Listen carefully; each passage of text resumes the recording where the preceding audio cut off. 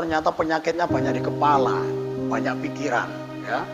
Bapak-bapaknya banyak ngeredit rumah, ya, perumahan belum lunas, ngeredit motor belum lunas, belum ngeredit, ya, mobil belum lunas.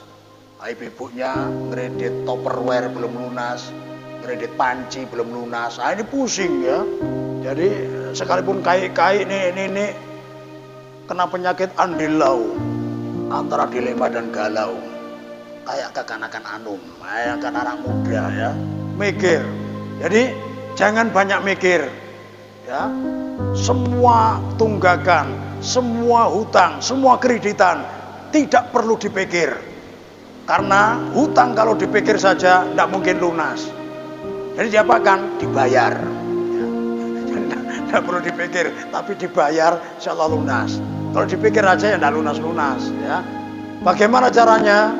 Nah, ada salah satu nabi yang sempat mengalami kondisi di atas kegalauan yang luar biasa. Nabi siapa? Yang sempat ditelan ikan paus? Nabi Nun.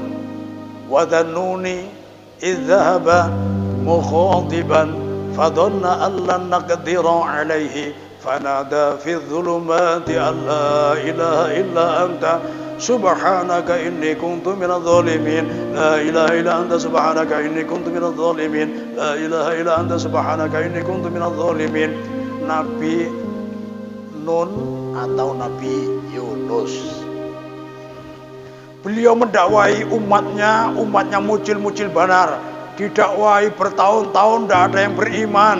Mereka malah menyembah berhala, menyembah selain Allah.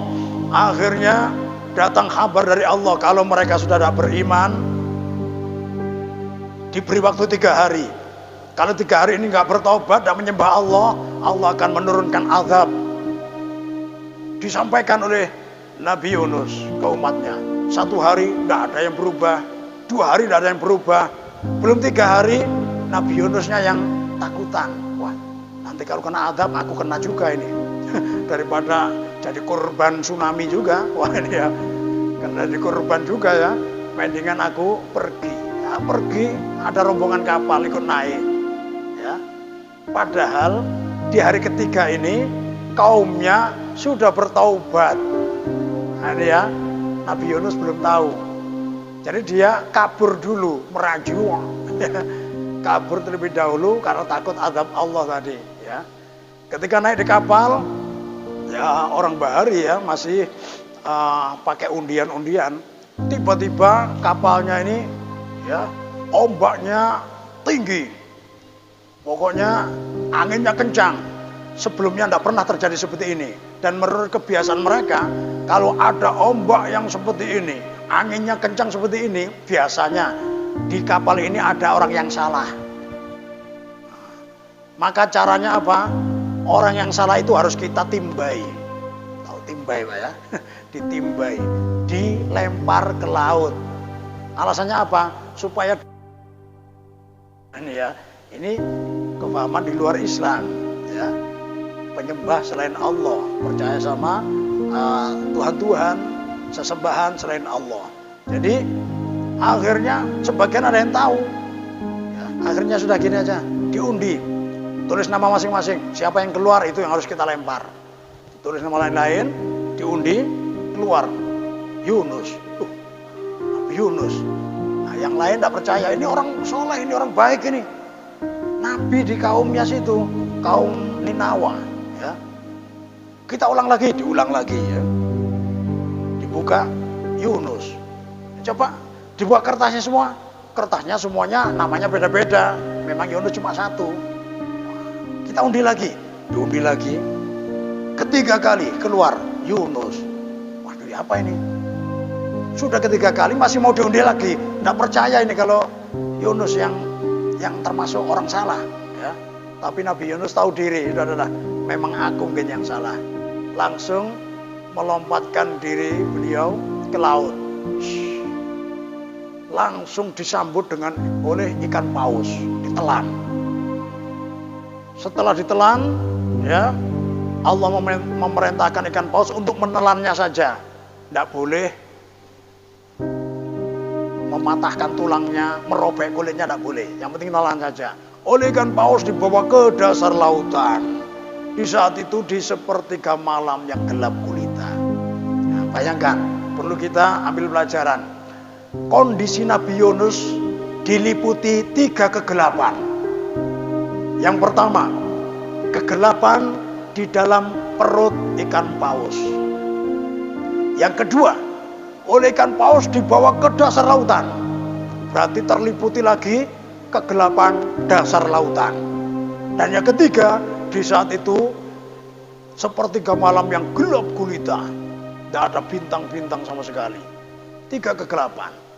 Jadi intinya masalah yang merodong beliau ini sangat berat. Ya.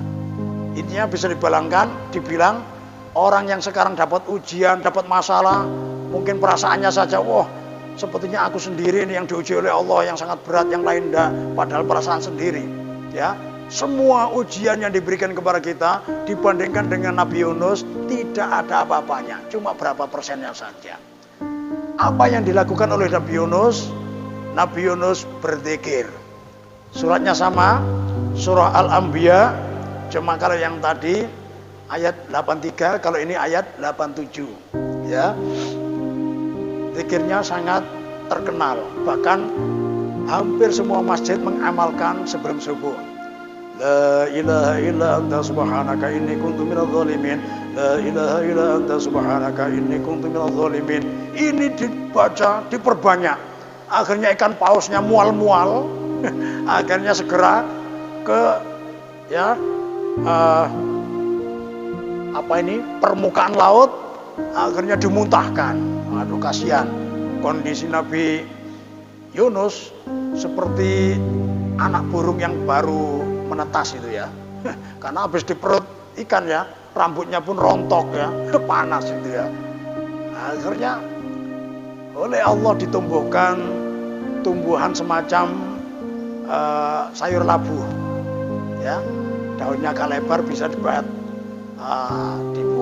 nutupi beliau dari panasnya terik matahari, bisa dipakai berteduh, buahnya bisa dikonsumsi, bisa. Labu ini termasuk buah, juga termasuk sayur dikonsumsi ya. Beberapa waktu kemudian labunya kering. Nabi Yunus nangis.